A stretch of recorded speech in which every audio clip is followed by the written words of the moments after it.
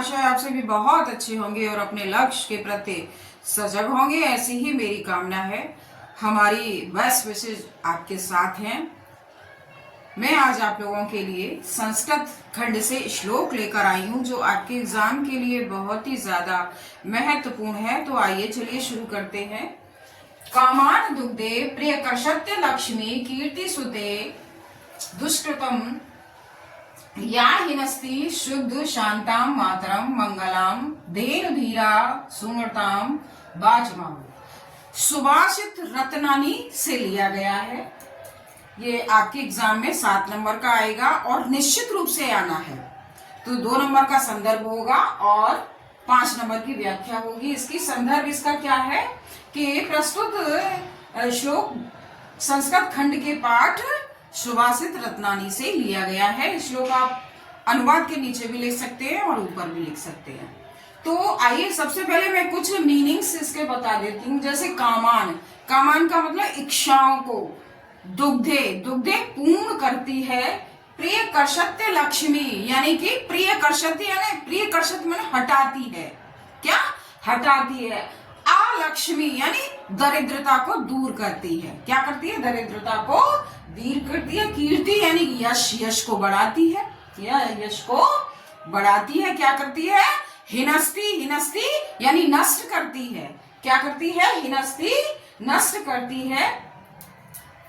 शुद्ध शांताम मातरम मंगलाम सुनरताम, सुनताम मतलब प्रिय, सत्य और प्रिय, सत्य और प्रिय। मातरम, मातरम का मतलब क्या होता है? जन्म देने वाली। मातरम का मतलब क्या होता है? जन्म देने वाली। क्या होता है? जन्म देने वाली। तो इस तरह से कुछ मीनिंग्स हैं इसके जो आपके लिए बहुत ही ज्यादा महत्वपूर्ण है। अब मैं इसका अर्थ बताने का प्रयास करती हूँ बहुत शॉर्ट में। कामान दुग्धे प्रिय कर्षत्य लक्ष्मी, विद्वानों ने क्या कहा है? शुद्ध और शांत और संपूर्ण कल्याणों को जन्म देने वाली, संपूर्ण कल्याणों को जन्म देने वाली सत्य और प्रिय वाणी को, क्या? सत्य और प्रिय वाणी को ऐसी गाय कहा है। जन्म देने वाली सत्य और प्रिय वाणी को धेनु, धेनु माने गाय, गाय कहा है जो समस्त इच्छाओं को, जो समस्त इच्छाओं को क्या करती है? पूर्ण करती है। जो समस्त इच्छाओं को पूर्ण करती है, दरिद्रता को दूर करती है। क्या करती है? दरिद्रता को दूर करती है। यश में वृद्धि करती है। क्या करती है? यश में वृद्धि करती है और पापों को नष्ट करती है। तो ये इसका अर्थ है जो आपके एग्जाम के लिए बहुत ही ज्यादा महत्वपूर्ण है। अब दूसरा एक श्लोक और मैं आपके के लिए लेकर आई हूं, तो इसे भी चलिए शुरू करते हैं। अच्छा, इसका एक ही, क्योंकि सुभाषित रत्नानी से है तो इसका संदर्भ एक ही रहेगा दोनों का। निंदत नीत निपुणा यदि व स्तवन्तु लक्ष्मी समाविष्टा गच्छतु या यथेष्टम अदैव व मरणमस्तु युगान्तरे। यह है युगान्तरे वा न्यायायत पथ प्रज्वलन्ति पदम न धीरा। कहने का तात्पर्य क्या है?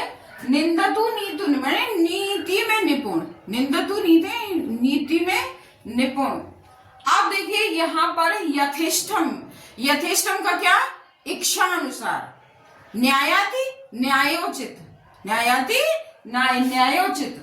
अदैव, अद्य प्लस एव, जब इसकी संधि विच्छेद करेंगे तो क्या? अद्य, अद्य माने मीन्स होता है आज, एव माने ही, आज ही। वह मरणमस्तु यानी मृत्यु आ जाए, आज ही आए, या युगांतरे युगों बाद आए, मतलब कभी भी आए। मतलब नीति में निपुण लोगों के लिए है ये। तो आइए मैं इसका अर्थ बताने का प्रयास करती हूँ। प्रज्वलंती माने विचलित नहीं होते। क्या नहीं, क्या नहीं होते? विचलित नहीं होते। तो क्या कहते हैं कि नीति में निपुण लोग, लोग निंदा करें या स्तुति, निंदा, स्तुति का मतलब होता है प्रशंसा, स्तुति का मतलब क्या होता है? प्रशंसा। नीति में निपुण लोग निंदा करें या प्रशंसा लक्ष्मी समाविष्ट यानी लक्ष्मी आए। क्या? चाहे लक्ष्मी आए या समाविशतु गच्छतु या अपनी इच्छा अनुसार चली जाए। लक्ष्मी आए, गच्छतु माने चली जाए, अपने यथेष्टम, यथेष्टम माने इच्छा अनुसार, या अपनी इच्छा अनुसार चली जाए। क्या चली जाए? चाहे मरणमस्तु, चाहे मृत्यु आज ही आए, युगांतरे वा, या युगों बाद हो। चाहे मृत्यु आज ही हो या युगांतरे वा, युगों बाद हो। क्या आगे क्या कहते हैं? धैर्यशील लोग यानी सज्जन, धैर्यशील लोग यानी पुरुष, कुछ भी कह सकते हैं। न्यायोचित यानी न्याय के मार्ग, न्यायोचित न्याय प्लस उचित यानी न्याय के उचित मार्ग पर। न्यायोचित पथ मीन्स मार्ग से क्या?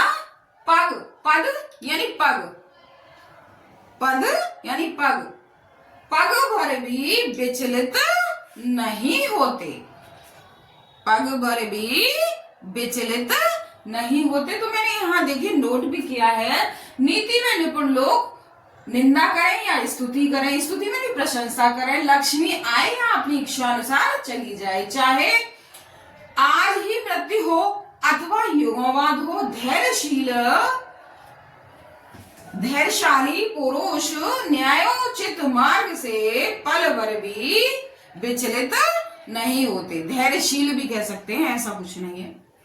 तो ये आपके लिए दोनों ही जो है श्लोक बहुत ही ज्यादा महत्वपूर्ण है।